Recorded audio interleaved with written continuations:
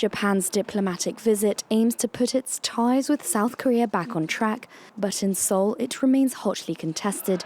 Crowds hold up banners and candles, protesting against Fumio Kishida's visit and their country's alliance with Japan and the United States. I think the South Korea-US-Japan alliance is a very serious and dangerous attempt to strengthen the confrontation between South Korea, US-Japan and North Korea-China-Russia, which puts us at the risk of getting involved in a war. Japan's Prime Minister is keen to strengthen relations with South Korea, but his trip is overshadowed by historical disputes.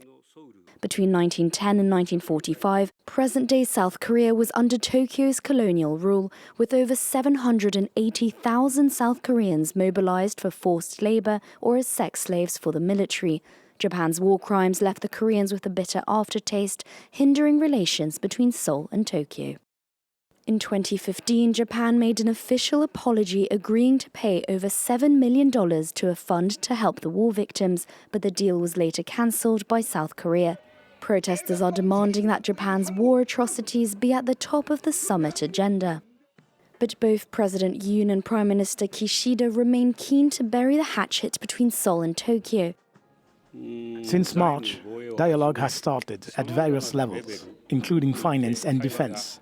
To further develop this relationship, I am expecting President Yoon to attend the G7 Hiroshima summit.